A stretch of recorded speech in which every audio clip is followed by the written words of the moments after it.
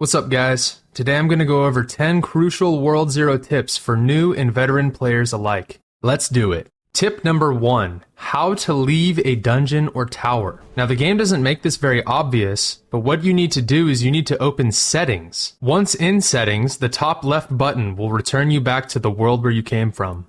Tip number 2, how to get a free infinite tower floor. There are often quests that require infinite tower floors like the Mage of Shadows quest. When completing these floors, you can get a free floor by starting the boss fight, then restarting the tower in the dungeons menu.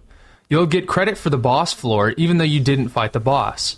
Tip number 3, Elite Boss is useless. For a while I thought Elite Boss was good. That was until I found out that Mob Boss affects elite monsters in addition to normal monsters. So while Elite Boss isn't entirely useless, if you can get Mob Boss instead, don't hesitate to do so. Tip number 4, damage reduction is better than HP up. This one's gonna take a little explaining, because looking at these two perks would lead you to believe that HP up is the better perk. HP up comes in a maximum percentage of 12%, and damage reduction comes in a maximum percentage of 8%. And since damage reduction and health are pretty much the same thing, mathematically, HP up should be better. However, damage reduction is the better perk. That's because HP up doesn't scale with armor upgrades. This means that if your armor gives 100 health and 12% HP up adds 12 health to that 12 added health doesn't increase when you upgrade the armor. It will always just give 12 more health. Tip number 5, you can get out of the map in the market. There are 2 ways to do this. To do the first method, go to this short wall across from the hair salon.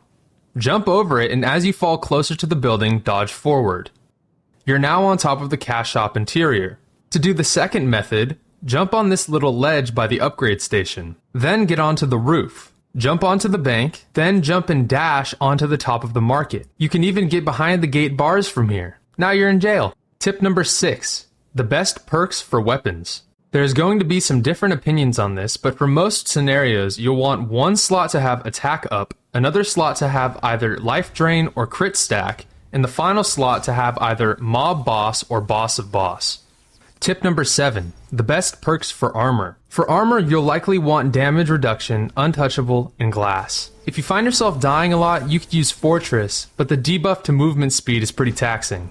Tip number 8, the best nightmare dungeons to grind. During guild season, I had the idea to write down my nightmare dungeon times because nightmare dungeons are important as a late game player. For these times, I was switching between mob boss and boss of boss staffs to maximize my damage. I also used Mage of Shadows, but there should only be a few discrepancies across the different classes. Soon I'll make a more detailed video on this topic, but for now, we'll go over the top 8 quickest normal mode nightmare dungeons. In first place, we have Dungeon 1-1 with a time of 1:15. In second, we have Dungeon 3-2 with a time of 1:42. In third, we have Dungeon 1-2 with a time of 1:45. In fourth, we have Dungeon 1-3 with a time of 1:51. In fifth, we have Dungeon 1-4 with a time of 1:55. In sixth, we have Dungeon 7-2 with a time of 1:56. In seventh, we have Dungeon 3-1 with a time of 2 minutes and 2 seconds. And in eighth, we have Dungeon 9-2 with a time of 2 minutes 21 seconds.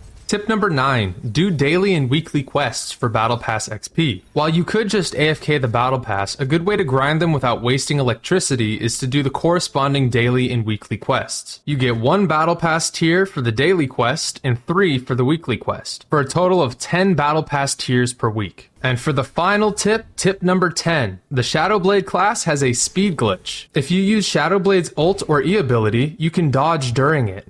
Then after, get on your mount to move at an extremely fast pace. Whee! That's all for this video. Be sure to drop some of your World Zero tips in the comments, and as always, like and subscribe. Thanks.